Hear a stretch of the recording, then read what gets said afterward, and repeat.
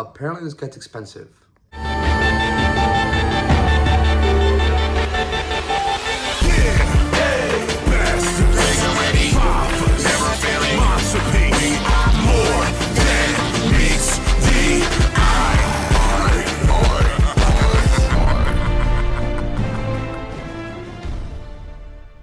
I am directly below the enemy scrotum. This is ScrapMetal from the hit movie Transformers Revenge of the Fallen. And yeah, this guy's a pretty great figure.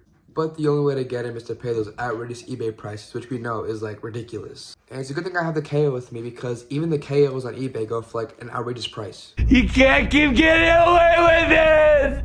But because I do believe that this guy will be used as the mold for the 86 Scavenger, I'm gonna go ahead and review him, just to let people know what they're getting into. To start off, you can either have him posed like this with like the chicken legs, but I prefer to have him posed like this because it just gives him like a taller look, but looks kind of weird from the side. So just kind of bend the knees and it'll be all good. But yeah, there's really no way to make this guy like actually pose good. But then again, for me, it's okay because I don't really buy my figures to pose them, I buy them to play with them. For accessories, he comes with this kind of useless shield thing that just kind of pegs onto overload.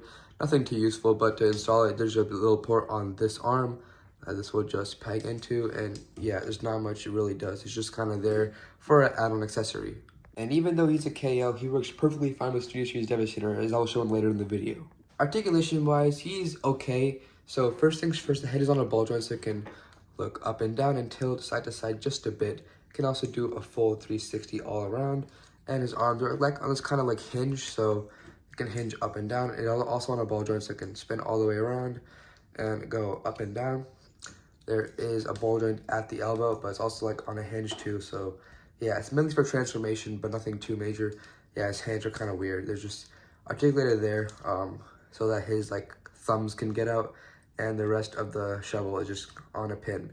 So yeah, there is no waist rotation, as that's kind of impossible right here.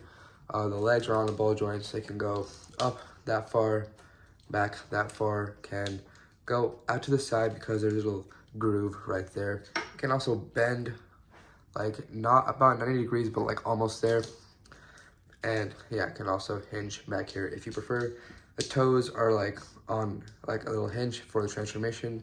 And yeah, of course, the shovel is articulated at 3 points, I think. One here, and one here. Just kind of rests on the back. So yeah, that's pretty much it for articulation. The transformation process for this guy is extremely easy, and you can probably do like about 30 seconds. And when you're done, you get this very, very nice looking excavator, I believe. So yeah, very cool.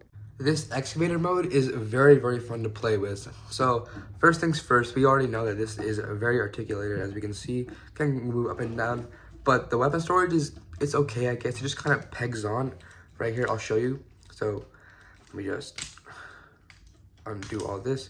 So as you can see, there's two open like slots where the ball joints would be, and there's two pegs right here, and that just kind of goes to fill those slots right there. One thing I don't like about it is that the paint here is off. So on the official one, this section that is gray right now is actually yellow. It matches this section right here. So for some reason they decided to paint this, like make it look a bit better in normal mode, but in vehicle mode, it looks a bit off. As we can see, the paint does not match at all. So that is one thing that bothers me. But yeah, here's the bottom. It cleans up very, very well. Like, I don't think you'll be able to tell this is even a transformer by the way it just like looks. So yeah, the process to getting into combined mode is like undoing like a few steps. So first things first, what you want to do is just take this little section, take that off, and just you want to take all the arm and just flare it out like so. Take the shovel, hinge it back, and bring out this connector piece that will be used to connect to the high tower. So yeah, now what we're gonna do is rotate this around, and just fold out the hands like you would for robot mode. And that's pretty much the combined mode complete. This will just peg onto overload, so nothing to worry about here. But yeah. And the installation process for ScrapMetal here is very simple. As you can see, there is a port right here on high tower that this connector piece will go into. So you just want to go ahead and align that up. There we go. It is all connected up. And yeah, high tower, it has this kind of little thumb thing. So there's one hand of Devastator complete.